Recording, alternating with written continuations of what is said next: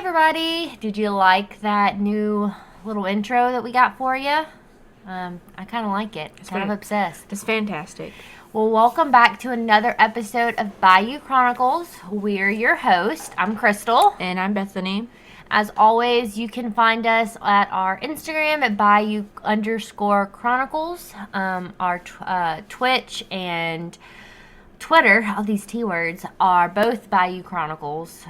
And I think that's our socials, right? Yes, and when you go on Twitch, it's BayouChronicles, all one word. Twitch was picky, and I had to do it that way. So make sure when you go to Twitch, though, that you give us a follow so that you get notified when we go live. We are going live on the 19th. Yes. I think it's the next time we're going live, but we've had some feedback that y'all would like us to go live on there more often, so we might switch things up a little bit and maybe even just do a kind of a hanging out session when we're actually recording this episode. So, or not this particular one, but a episode. Which is awesome. Thank you guys for that feedback. That when we hear stuff like that, it literally makes our entire week. 100%. Because I've in the past week, I've gotten 5 or 6 people that I do not know from anywhere that are complete strangers giving me info about cases, telling me about new cases, saying how much they enjoyed listening, and it just feels really cool. You guys have created monsters because basically at this point, me and Crystal, we text each other and we're like, we're famous. Yes, we have egos now. We have egos. We're so far, but to be we haven't been doing this long and we already have so many people begging us for more, and it's that we don't know. Yeah, hello, where's our check? Yes. Sign it, put it in the mail. It's already spent. Well, we have a really good case for you guys today. We hope you enjoy it. This is obviously a pretty famous case. I obviously know the basics about it, but this is one where Bethany is going to tell me a story. So, take it away. Alrighty, okay, let's dive on into it. On today's episode, we'll be getting a little spooky. Spooky depending on how you look at it. There's some non-believers, and then there's people like me, and I feel like Crystal's coming to the side slowly that do believe. We're going to be discussing, like Crystal already said, a very well-known case. It inspired tons of books and movies, but I was telling Crystal earlier today, it's hard to find a copy of the original book, and if you can, it's a copy that somebody has uploaded themselves and has tons of misspelled words and bad editing, so I didn't even purchase it. And if you cannot find the movie anywhere, we can't plug Amazon Prime, but Amazon Prime, if you're listening, we still very much love you, and if you want to drop that sponsor, you got our socials. But I could not find it on Amazon Prime. I couldn't find it on Netflix, Hulu, all my go-tos. So I couldn't watch it. Even though this is one that we know. We've seen this movie. They play it during typical Halloween time. And just imagine dramatic music playing, kind of like our intro, bom bom bom. Yes, on today's episode, we're going to be discussing the Amityville Horror. There's a lot of controversy about this because some will to their deathbed swear that this happened, and then there's some that are it's a hoax, none of this stuff happened, and I'm just, did the Lutz family really experience all the paranormal? That is still claimed. It is still claimed to this day and is very much publicized. I'm going to let you guys decide on that, and I'm going to try to keep my opinion, and, I'm basically storytelling to Crystal today, so we'll get her opinion at the end, too. Basically, we're just going to walk through this together, and then at the end, we'll discuss, but buckle up, because this one it starts out crazy, and it ends even crazier. Okay, I'm buckled in. I'm ready. Okay, so let's get started. On an autumn night, November 13, in 1974, this is one of the older cases that we've discussed. I feel like we're starting to get older and older cases, which I like. Yeah, I think this is the oldest one we've done so far, is it not?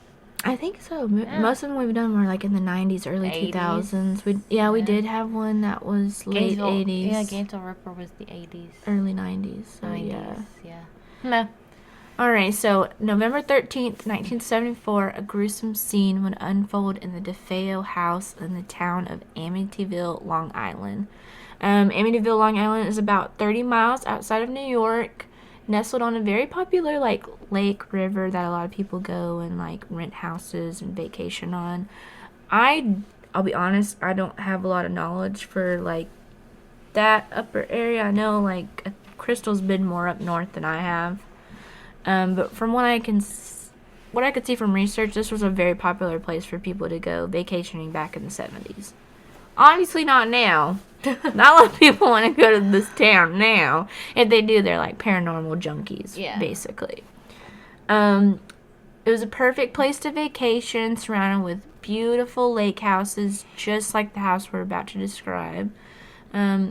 Why is it always the pretty houses that bad stuff happens? I know, and I wrote in my notes, not your typical scenery footwear fixing to talk about. Mm-hmm. I mean, when I looked up all the pictures, and you can go and do your research like me and Crystal always say. And I'm going to post the pictures on Instagram for you to look at. And I will on Twitter. It'll be linked somewhere. It's a beautiful house. Even today, it's been remodeled. It looks a little bit different. It was a beautiful home back in the 70s. It's a very, I don't want to say uppity. And, you guys know what I mean when I say that. But, this was, a very nice spot. And no, creepy things don't get to pick and choose where it happens. But, I wrote that in my notes. I was like, this is not your typical, when you're looking at it, you're not thinking, oh, this is a haunted house. No, you're thinking, oh, I want to buy that. That's a dream home. Yeah. So 23-year-old Ronald Defeo Jr., or as his family call him, Butch, it was basically his nickname because he was named obviously after his father, murdered his whole family in cold blood. Oh, nice. We just jumped right in there. It did, yeah. I figured I'm going to give some past info, but I was like, let's start and then we'll build up because there's a lot to talk about and we don't want to keep you guys here all day. But he used a .35 Marlin rifle, no silencer, and I put this in my notes. Take note of that. It didn't have a silencer. Okay. And it's a rifle, like a hunting rifle. Okay. I shot one of those. So, for those of you that don't know, it's going to have a pretty loud bang. Okay, it's not going to be pew-pew. You would hear this. So, take note of that. And it echoes. Yes, it echoes, and you're inside a home. Take note of that. So, Butch shot both his parents and 4 siblings as they slept in their beds. And this is where it gets kind of people are okay, this isn't adding up. The entire event only took 15 minutes, which, when you're thinking about it, that seems like a lot of time, but when I really sat and listened and was reading all the information, that's pretty quick. Mm-hmm. I mean, I don't know. To kill 6 people. 6 people in a home. It's 2 minutes a person. Yeah, it's crazy. So after that event, you think you'd be kind of shaken up. You'd be very crazy. You'd be very upset, crying. Something would be happening. No, he showered, cleaned himself up, disposed of the gun, disposed of the clothes, took him a good old shower, went to bed, got a nice night's sleep, and even proceeded to go to work the very next morning. After you just killed your entire family? Entire family. But your mom, your dad, your siblings, just, in cold blood. And did he... So as if nothing had even happened. Nothing happened. You just got up, went to work. Which, this part was odd because the family owned an auto shop. Okay, yeah. Okay. So, wouldn't you find it weird that he showed up to work without his dad, who is the owner? What did he do with their bodies? We'll get there. We'll get there. But, your dad's the owner of the business. Your dad works every single day with you.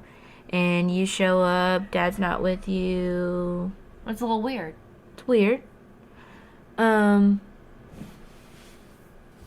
But it doesn't stop there. He goes to work, has a full day's work, and then he goes to a bar and has some drinks. And and all the research I did, it said that he was hanging out with friends, and they kept saying that he kept calling home. Obviously, this is the 70s, so he wasn't pulling out like a Nokia calling. He was going to the payphone inside the bar and calling frequently, and he would say to his friends, "Nobody's picking up. Nobody's picking up. I keep calling and nobody's picking up." Why? Yeah, okay. I mean, at this point, it's almost been 24 hours. Yeah. We're coming up. He's had a whole work day. Now it's later in the night, and he's at the bar drinking with friends, and he keeps calling. And then he just blurts out, "I think somebody shot my mom and dad." That's what it said. A friend reported that he said that. I think somebody has... Y'all just missed me jumping right up out of this chair. Yeah, she literally sprung up. She was laid back and sprung up.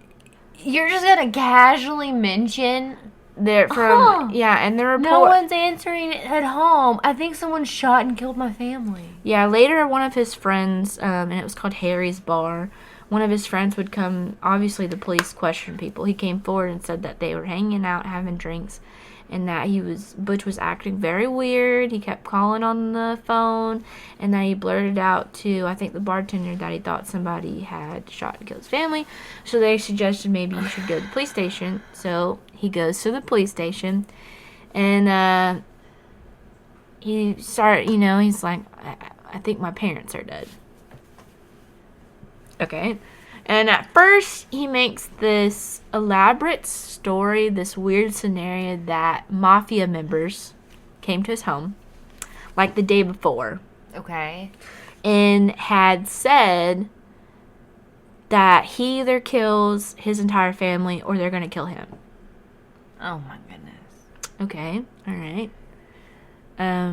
If that happened, that is pretty scary. I mean, they are in New York. I mean, it's pretty known in that area to have, mob hitmen, mafia members.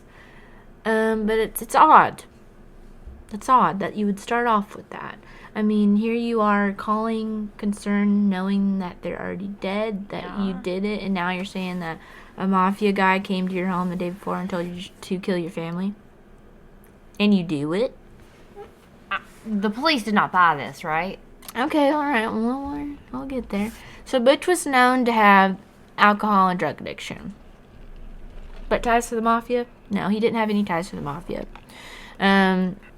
Did he maybe owe money to the mafia? That's what I was kind of thinking at first, but no. The police do some digging, and they can't find any ties at all to anybody. This name, he does give a name. But it turns out that this person he was naming wasn't even in the area. He was like several hours away. Mm-hmm. So there was no way that this dude even came and propositioned him. Okay. But right away, the police were like, this dude is... sketchy, and they basically right off the jump knew that he killed his family. Basically. They just needed him to admit it. They needed him to admit it, and I feel like they were just kind of letting him talk. Because the more that they just sat there and interviewed him, the crazier he got. And they kind of like were one of those people that, like, if you don't say anything, they dig themselves in the hole deeper because they can't shut up and they just keep saying stuff. Yes, all the research, all the videos I watched, these cops were smart. I'll be honest. They were smart. At first, they were like, whoa, mafia, this is going to be big for Amityville. We better get a jump on this. And then they brought him in for questioning, and they just kind of, like, let him sit. And we're like, okay, this dude has obviously got some mental issues. And then he just started opening his mouth. And then they're like, yeah, we got him. Like, they really didn't have to do much at all, really. Because to begin with, he said a mafia member forced him to do it. So they already knew he killed his family. Yeah. But then they're like, no. So after more interviewing, like I said, he just, like, canary, singing. Finally, under pressure, Butch broke down and admitted to murdering his whole family. Both his parents, Louise, and Ronald Defeo Sr., his father. His siblings, Dawn, she was 18. Allison was 13. Mark, 12. And John Michael was 9. Oh. Yes. Poor baby. Sad. It's always sad. I know, it's all of them are sad, but him being the youngest, that deserves an all. So the coroner reported the DeFeos were found all laying flat on their stomach. Okay. Right off the bat, when I'm doing research, you guys know I do my little weird quotations and I make notes and I highlight. That definitely got a weird and a highlight. I was thinking in my perspective, we in my household are a family of 4 and 2 dogs. I had to include my dogs. Can't leave them out. I know they'll never hear this episode, but in my mind they do. My family of 4, only my husband and my youngest son sleep on their stomachs. Me and my oldest son, we sleep on our sides. What are the odds that a family of 6, not including Butch, obviously he's alive, all sleep on their stomachs? I see where you're thinking, but my first reaction to that, them being all found laying flat on their stomachs, is what's the chances of them all being in the same position if they were all killed by the same person? Like if you shoot one person, it's loud no matter what you do. Even if it's a silencer in the middle of the night, it's still not completely quiet. Oh, we'll get there. This basically, I'll just go ahead and give you guys a little spoiler. The next 10 minutes of me talking, everything in my notes were highlighted and weird was next to it because none of this that we're about to discuss made absolutely no sense. And the coroner, I feel like he wanted to quit his job because it didn't make any sense to him either, and he was very confused in all of his findings. All it says to me, though, is, like, if you shoot one person, let's say he shot the dad first, because, I mean, I would think you would take out your strongest people first. Absolutely. The parents would go for me. So you would take your parents out. Yes. Okay? Well, the kids are all going to hear that. At what point do they not run around like crazy? Which, I mean, I kind of get. They wouldn't think it was their brother, so they'd probably, he'd probably see them and be like, whatever, and then he could subdue them. Exactly. All right, let's. But it's just so weird to me. Okay, yes, I'm gonna let you exactly. go. I'm not gonna... No, you're saying literally all the things, and this is the one part. Of course, the ending is what everybody gets hung up on, which is the Lutz family, and we'll get there. But I focus so much more on this, and yes, I do have research for you guys for the Lutz. But this part of this story, of this podcast, made absolutely no sense to me. It didn't make sense for the coroner. It didn't make sense for the police that investigated. And it definitely did not make sense for the neighbors that surrounded this home. So they're all found, all laying flat on their stomach. All 6 of them in the exact same position. That is odd. That's unusual. And like I said, what are the odds of an entire family sleeping in the exact same position while they're being murdered? No drugs were found in their system because that's the first thing the coroner, the medical examiner, did. Was run. He sedated them? Yes, he ran a toxicology report and there was nothing. They were not drugged. Even though, and that's why they did it, because Butch said that he had drugged them.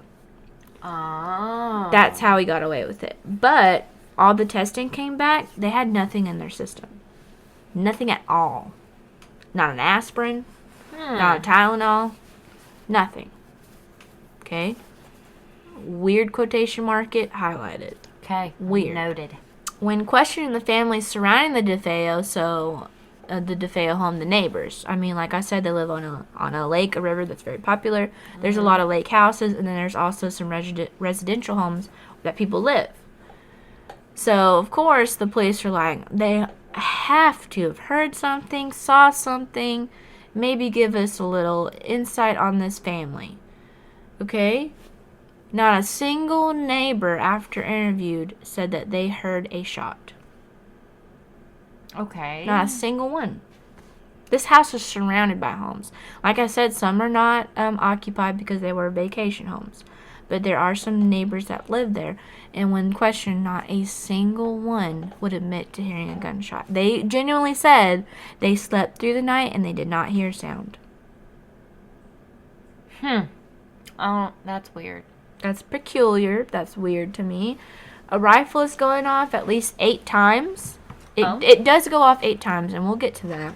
At 3:15 in the morning, and not a single neighbor heard a thing. It's just weird to me, because it's gonna be loud. Yes. So, take note of the 8 times I said, because his parents were shot twice. Okay. So they do know he started with his parents. Like you said, you were right. He took out the stronger two. He shot both his parents twice. That's so 4. There's 4. And each of his siblings had a single gunshot wound. So that's 8 total. So that's 4 more. So you're telling me 8 shots are going off at 3:15 in the morning? I'm a hard sleeper. But not that hard. But like say New Year's, I was one of those old people. I went to bed. So did my kids. But fireworks woke me up.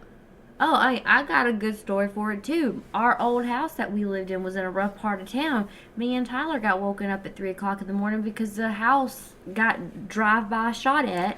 So, and my head popped up 3 o'clock in the morning because I hear boom, boom, boom, boom, boom.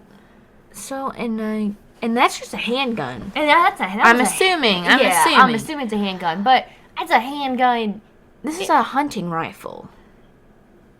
Those to me are a little bit louder. That just sounds a little suspicious. Yes, so I took note of that. And then not even the neighbors. Let's get to the family. You shoot your dad. The mom, like what I said. The mom doesn't wake up? Or maybe he did one each and then went back and shot them again. Like, boom, boom. Like, but what I'm thinking is like, if let's say he shot the dad.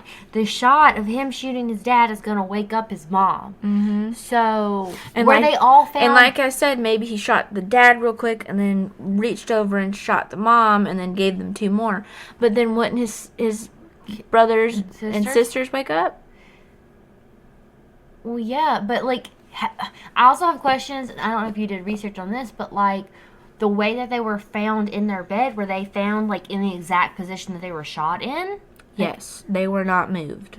From all the evidence, so they were all found in bed, laying flat on their stomachs, shot basically in either some were shot in the chest, parents were shot in the head. This just feels a little. It's odd. It's unexplainable. This is why it would almost have to be like there was somebody in every single room shooting them at the same time. This is why people will scream until they're blue in the face that it's paranormal. Okay. Something helped him. Something was in the house that helped him, or he had some kind of supernatural power that allowed him to forcibly hold down all 6 of them while shooting and while the neighbor's not hearing anything. That's weird. No drugs in the system. Yeah. It's not explainable. That's why the coroner and the police department kept doing research over and over again and could not explain it. So further interviewing by the police, Butch admitted voices inside the home instructed him to kill his entire family. Oh, because that's normal. I feel like that's why he made up the mafia story because that's more believable. But for you to be hearing voices, demonic voices inside your home telling you to kill your family, that's probably not something you want to bring up to friends passing by or the police investigating you for murder.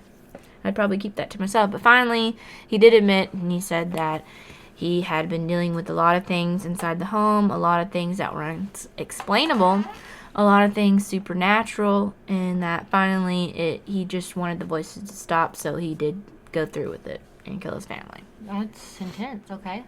Yeah, that's a lot to take in, and from what we just talked about, it's kind of believable, isn't it? I mean, honestly, it makes more sense than them all being found in the same position in the bed, not hearing anything, neighbors not hearing a thing. Like, that's just, my chair's squeaky. So, let's fast forward a little bit. On December 4th, 1975, Ronald Defeo Jr. was sentenced to 6 consecutive 25 to life sentences for each of his family members that he killed, which is reasonable. I mean, what else are they going to give him? Butch is indeed still alive today. I did a little research on him, not much. He is alive. And he is serving his 6 sentences at a correctional facility in Beekman, New York. So he's still in the area, still serving his time as he should, and he still to this day sticks to that story. Okay. He's not crazy. His lawyer, his defense attorney tried to pull the insanity card They did say he had kind of like a little bit of a personality disorder, so a little bit of bipolar.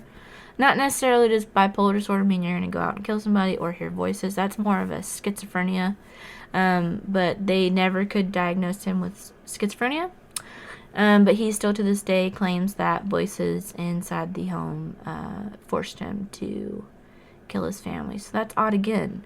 He's been diagnosed by numerous psychiatrists and doctors, and none of them can diagnose him with anything that would make him do that. So for him to still claim that and doctors not be able to diagnose him, that's a little peculiar. That's all I'm gonna say. He's got a whole vibe in his this little mugshot, though. Mm-hmm. Like, he is like 70s, like the definition of 70s. Mm-hmm. Oh yeah. Oh yeah. Before I jump into the Lutz family, and I'm trying not to waste too much time on this, there was a theory that I looked up. Because people, the non-believers will find anything to make this not supernatural. Okay. And there was one theory, and you know me and Crystal like our theories, our conspiracy theories, and it kind of made sense, but then it kind of didn't. There is a theory that Butch and his older sister Dawn, she was 18, so a little bit younger than Butch. Butch, the theory is that Butch shot the parents, and while he's shooting the parents, Dawn had a separate gun and was shooting their other 3 siblings. Oh, okay. But something went wrong. Maybe Butch felt bad for what was happening and turned around and shot Dawn and then put her in her bed. Okay. Because he just was, like, afraid that she was gonna... That's the theory. The theory was less of Butch. It was saying that Dawn was the one that flipped. Mm-hmm. And that he basically killed the rest of them just because they're already dead. He said when he started, he couldn't stop. So they're saying that Dawn started it, and then he was like, well, I might as well kill my parents now. That's the theory. Oh, that sounds and then he felt sorry that Dawn had killed the others, so he killed her and put her in the bed. I mean, I can see it, but like, I feel like that's just people reaching. That's people trying to find anything that could make all these weird things that nobody can explain be explained. But then where's the other gun? They never found another gun. They only found that one gun. That's what I was looking up. They only found that one. I was literally They do find it. They do find it. He tells them where it is, but they only find that one gun. There is no evidence to suggest that Dawn ever fired a gun or that there was another gun in the house. It's a pretty serious looking gun. Yes, that's a pretty loud gun. Yes. Alright, so let's get into the rest of it. I just wanted to throw that in there because I know some of y'all are probably going to do your own research. And that is one theory out there. So, Crystal sent me a YouTube video. And this is what I was just talking to her about. Okay, so this is what you were saying. Yes. So Crystal sent me a YouTube video. And you guys will have to go look it up. If you just type it Amityville Horror, it'll bring up like Ed and Lorraine Warren interview. And it's them sitting down with their host. It was like an after dark TV special they did back in like the late 80s, early 90s. They've since now both passed away. But I'm a big Ed and Lorraine fan. Love them. And I was kind of shocked when Crystal sent me this video because it is Ed and Lorraine discussing them doing their own investigation for Amityville and all the things they experienced. And they 100% believe that it was true. It wasn't a hoax. And I think I'll leave it at that for now because I said I wouldn't give away my opinion till the end. But take note of that. Okay. I was slightly disappointed with this video. Okay. I'll just say. But go watch it. It is a great video. They bring up a lot of good points. It has some pictures that they personally took. You'll be able to see the actual house back in the 70s. It does not, like I said, it does not look the same anymore. rightfully so, the new owners It looks really pretty now. have changed it because they don't want it to be recognized, because a lot of people don't know the exact address. That's why I'm not saying it, even though I know it. They said that, I can't speak. I thought I said I read somewhere they changed it. They did. The original address was 112 Ocean View, and the new owner has changed it because people obviously are going to come and drive by and ask to investigate and stuff. He changed the address and the entire appearance of the outside, and added, I think, some new things to it. Yeah. But if you want to watch that, go on YouTube. We're plugging YouTube again. You know, that's where we love to do research. Amazon Prime and YouTube, those are our go-tos. So I watched that. But one thing that I did find interesting from this video, Ed Warren was saying that there were several statues outside the home, kind of like placed in like a circle around a fountain. That's what the picture looked like. It was like 4 little statues that were blessed by a priest. Okay. All right. That kind of was a little odd at first because this family was not very much a religious family. Like, they didn't really, there was no discussion of them going to church or even talking about anything. But Ed basically said that Ronald Defeo Jr., Butch's father, went to Canada and had a priest come to their home and exorcise it. Oh. Like, from what I could find out, it was shortly before the murders. Like, not too long before the murders happened. He had a priest come in from Montreal. I don't know why Montreal, Canada. Come in and exorcise the home, and then he went and purchased these statues, and he had the priest bless them. And they kind of placed them in front of the home, kind of like be a protective barrier. So they exorcised it and blessed these statues and put them outside. Okay, that's odd. It kind of confirms the fact that there was something going on. At least something. Now, they didn't talk about it to anybody. None of the friends, none of Butch's friends, or even the DeFeo's family. I mean, they own this body shop, so they obviously have a lot of customers they talk to. Nobody had ever heard this family talk about supernatural or anything happening inside the home.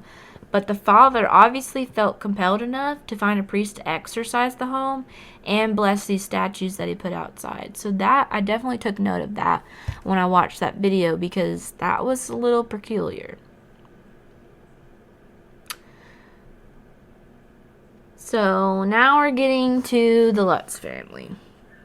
And this was a year later, so a year after the murders and Butch being sentenced, and he's now serving life in jail. The Lutz family moves in to what they describe to everybody as their dream home. Aww. And I mean, when you look at it, that's what I was talking about at the beginning. It looks like anybody's dream house. I mean, who wouldn't want a house on a lake? On a lake. It looks so cute too. I mean, it's a beautiful 2-story home with its own pool. I mean, a very nice pool in the backyard. And a boat shed / house that is connected to the actual, like, river lake. Okay. So, very swanky. Very nice. It's perfect, and the Lutz family only paid $80,000. That's not that much. Which in the 70s, that sounds like a lot. Like, money wasn't like it is now. Which that is a lot. $80,000 is a lot. It is a lot. I just looked it up on an inflation calendar or a calculator, and it says $80,000 in 1975 is the equivalent of $386,000 today. But they were saying, like in that same video, Ed and Lorraine was saying, because they obviously owned a very nice home back then themselves. They were very well-known investigators. They had money. She said she probably would have paid probably $150,000-$200,000 back then. Yes. So that would be almost $1 million house today. Well, I know that, like, this is kind of off topic, but a part of the only research that I did was about the house now, and I thought I saw the last time that it was purchased was for like $900 and something thousand. It was, and then it was listed a few times after that, and the price keeps getting lower, and that could be because of the market being down or spooky stuff keep happening in it. Who knows? But they paid $80,000. It was actually $30,000 over their budget. They only had a $50,000 budget, which you're not gonna find back then. Not now. No. Back then, yeah. Back then, probably. My grandparents actually built their house because it ended up being cheaper than buying a home back then. I think my grandparents said that when they bought their first house or second house after they got married, that in the 70s, they got married in like 68, and they bought the house in the 70s, they only paid like $30,000 for it. The most expensive thing that my grandparents bought was actual land. Yeah. And then they, that's the business my grandpa's in, so he built most of the house. Same with my grandfather when he built his house. But they only had $50,000, so they had to scramble $30,000 to buy this dream home. How do you scramble $30,000? I don't even have that. Well, this is where it starts to get tricky, and where people start to not believe the Lutz so much. Okay. Kathy, which is Mrs. Lutz, her half came from her selling her old house, the house they lived in. Okay. So she took that money, which was probably a good chunk, probably most of it. George Lutz, Mr. Lutz, was a filmmaker. Okay. So he took his half from, filmmaking. His revenue from that. And this is where people start to think, oh, he's a filmmaker. Did he stage this? Moving into this home where a murder just happened a year ago. Yeah. All right, we'll get there. We'll get in there. I know all of us are screaming. Like when you're watching a scary movie. No, don't do it. Don't do it. Don't open the door. Yeah, they're calling from inside the house, Yeah, they can't hear us, obviously. They really can't. They've both since passed. But I know that's what we're all wanting to tell them. But they did. They bought it. And, they purchased it regardless of the realtor physically telling them that a murder had happened a year before of an entire family, that there were, paranormal things happening inside the home. They still purchased it. And they moved in pretty quickly. They purchased it, and within a few days, they had all their stuff moved over and moved in, and they were dream home living. I just can't. Yeah, I can't imagine. I'd pass. I feel like I would. Alright. As soon as the family moved in, they began experiencing strange occurrences. Ooh, what kind of strange occurrences? Which is, they're not the first family to live in this home. And all of a sudden, they right off the bat are talking to people about weird stuff happening. Well, you just said that the Defeo family, but they never talked anything. to. They went to the priest, yes, but they never spoke to a neighbor, a friend, or anything maybe about they weird. Maybe they just thought they were all going crazy. Could be. And they didn't want other people to think they were be. crazy. And maybe these people just don't care if people think they're crazy. So Mr. Lutz, George, began waking up at the same time every night feeling disoriented. At first. Okay. At first, he would just wake up and he would his memory would be foggy. He didn't really know where he was or what time it was. And he would always look at the clock and it would be 3:15 in the morning. Oh, so the time that Defeo killed everybody. Yes, the same time the murders happened. Roughly. Yeah. They roughly believe that. Then he began waking up at 3:15, hearing voices, telling him to hurt his family. The same thing that Butch says happened to him, which anybody could do research or watch the news or read a book and know that. Yes. So, that could be debunked. He's basically saying the same thing Butch said about why he killed his family. But that's what he says happened. It slowly started progressing. Something odd I kept reading is Kathy would seem to age right in front of people's eyes. I heard part of this in one of the videos I watched. I've never heard of that happening in any paranormal circumstance. Is that to say it didn't happen? No. But that's pretty that's hard to debunk. If that really happened, that's hard to debunk. So basically what would happen is, and her mom her mom even admitted it. Her mom came over to the home, and they were, I think, doing something in the kitchen, and she said she looked over at Kathy, and it was like her face aged by 20 years. Oh my gosh. Like, she had wrinkles and skin sagging. Her hair even turned gray. Wow. And it was like she was seeing her daughter, like, as an older woman. That's crazy. And a lot of her children said that they saw it happen as well, and even George said it happened. But Kathy herself never saw it, like, in a mirror or herself. So that was weird. I mean, that's not really... I've never heard of that until this case. I mean, imagine talking to someone and they go Benjamin Button on you. But, like, the reverse. Like, not getting younger, you're getting old. That would be very weird. That's not... So that is creepy. That I will admit that's very odd. This is like somebody standing in front of you. This is actually happening. It's not CGI. It's not like you're watching a movie and they're like doing special effects. Like you're talking to somebody and then all of a sudden they're an old lady. Oh, yeah, I'd be a little freaked out. And then later, Kathy admitted that she levitated off of her bed one day while she was taking a nap. She was asleep. She was asleep, and then she woke up, and she said she was about 2 or 3 feet off the bed. And then it just slowly put her back down on the bed. That's kind of creepy. That's... I would very much not like to experience that. I feel like I'd be a little mad. Like if I woke up and I was levitating, I'd be mad.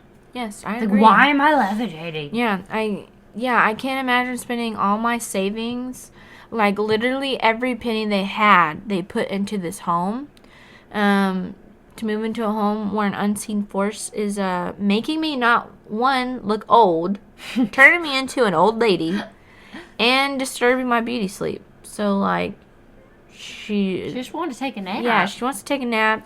And it's making her look like old hag. Like she didn't want to be levitated. I feel like Kathy probably felt personally attacked. And then I'll just like list off a few of the other weird things that the family says happened. Missy, which was the youngest child, she was 5, began telling her parents that she had a new friend in the home. Uh-oh. Like, I mean, kids her age, she's 5, have imaginary friends. Thank God my son... Neither of my kids have ever told me about an imaginary friend. But she had a new friend in the home. But the way she was describing the friend was a little odd. And then the family kept, like, basically, like, giving me more details. Later, Missy described it as a pig. A pig? A pig named Jody. But not just a pig. It had red glowing eyes. And it was a demon that lived inside of a pig, talking through the pig to Missy. No, ma'am. Absolutely not. Absolutely no. There's some wild things. Goodbye. Let's start over. No, ma'am. And supposedly she's not the only one that saw it. The parents saw it as well. George and Kathy. Saw a pig with glowing red eyes. Yes, George said one night, and it's even in the movie. I remember this from the movie, and they swear that this happened. One night he goes into Missy's room because she is upset, and she's talking to Jody. I'm air quoting. I know you guys can't see me. And George walks into the room, and he says that he could see red glowing eyes peering through her bedroom window, which was on the 2nd floor, peering into the window. So there's no way. I'm sorry. I'm gonna stop you there because I'm just saying right now, and I'm speaking this out to the universe. If a pig with glowing red eyes that is a demon comes into my house, it ain't gonna be oh my God, I'm so scared. Okay, so just to list off of a few things, as if the demon pig wasn't enough, talking to a 5-year-old, they reported that they would see green slime ooze out of the walls. Ew. It's like Nickelodeon. That would be very bad, if you were a germaphobe. I'm still just thinking like I would be on an episode of something from Nickelodeon. Yes. And then they described that there was a secret room in their basement. There was a red painted door that nobody could open.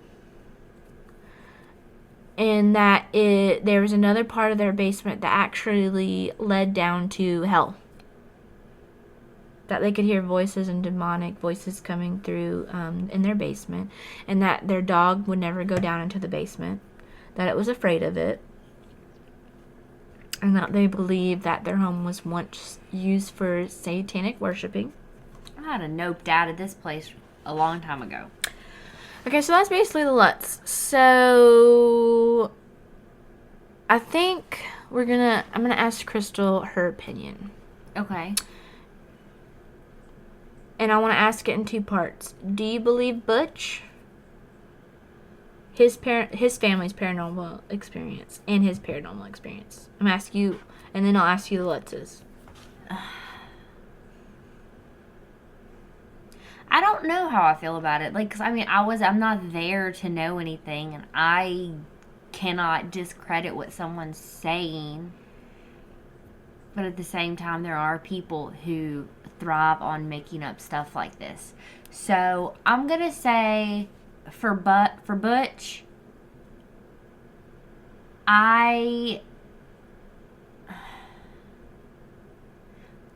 believe that something was happening in their house, but I don't believe, and I even believe that there may be something talking to him, but I don't believe the thing that was talking to him was what caused him to murder his family. I agree. I feel exactly the same.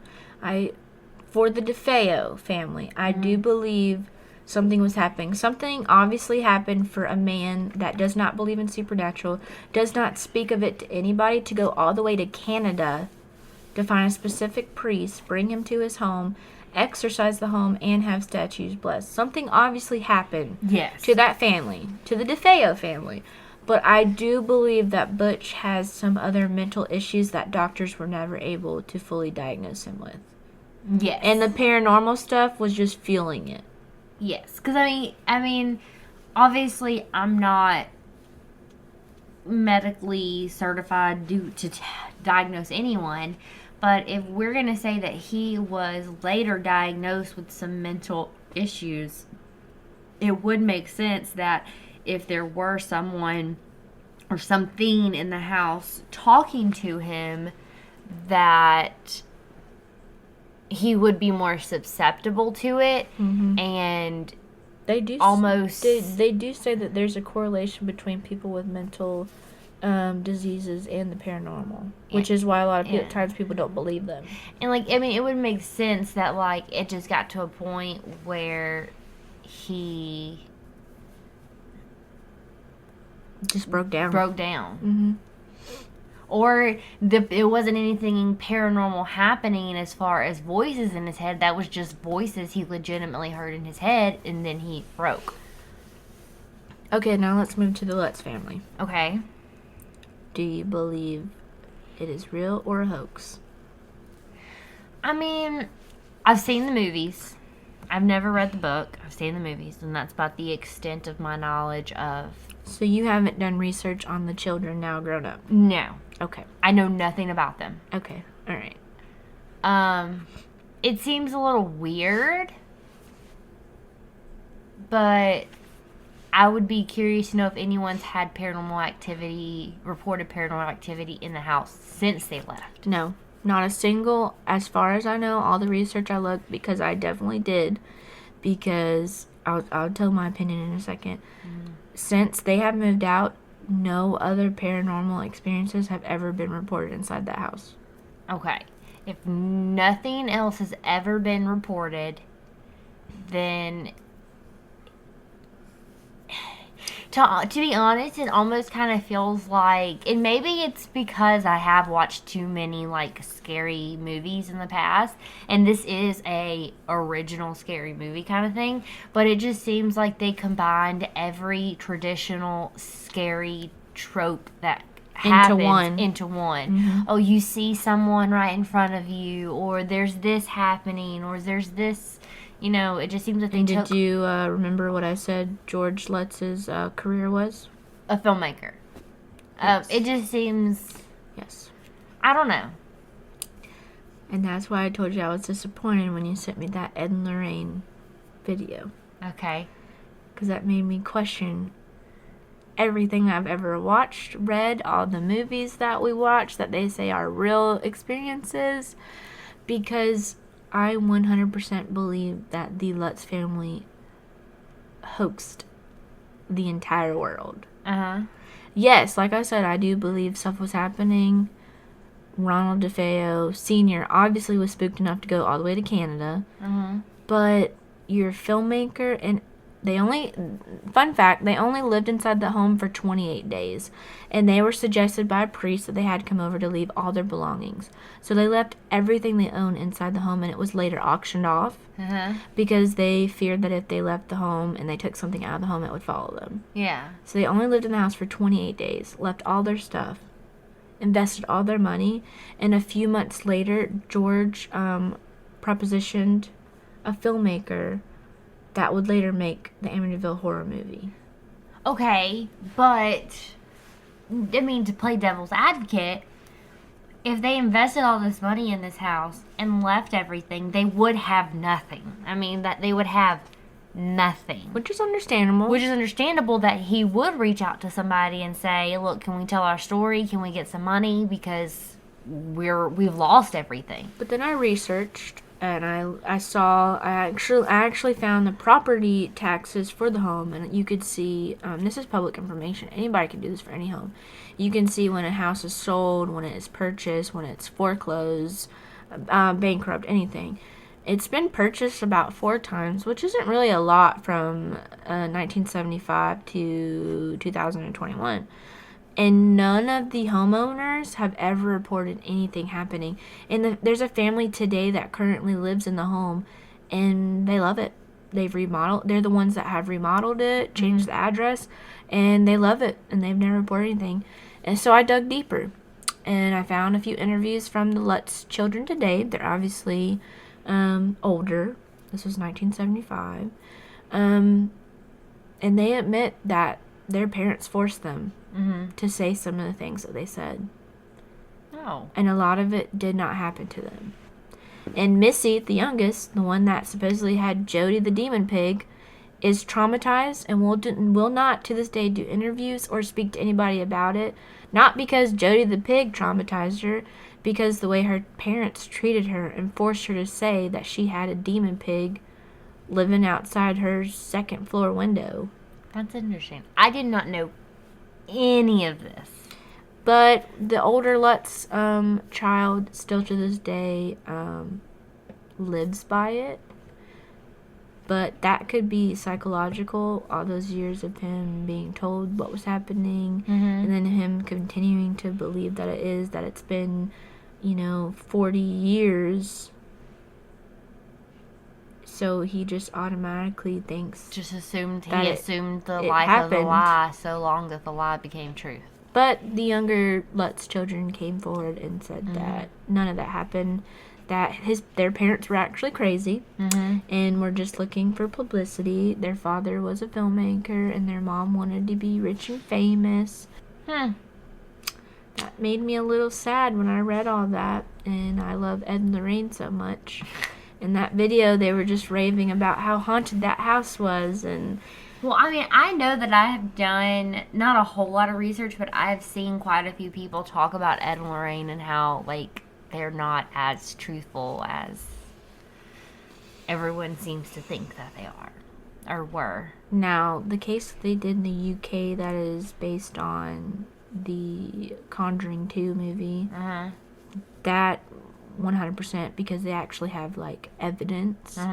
That's when I first started really liking them. But after Crystal sent me that YouTube video, and then I did all my research, and then I actually found interviews with the actual children that are grown up and lived in the home. I was gonna do that for you. I'm sorry. I just thought it was a very interesting video. I was like, these people are lying. This is all a hoax. Now, you guys know I'm very much a believer in paranormal, so I still do believe that, yes, stuff happened to the Defeo family. Stuff very well could have happened to the Lutz, but George Lutz being a filmmaker and then them just very eager to get any movie or book deal they could get made me seem like they definitely embellished it. So if something was happening to them, they were just making it, like Crystal said taking 5 horror movies and putting it into one in real life experience makes you not believe it.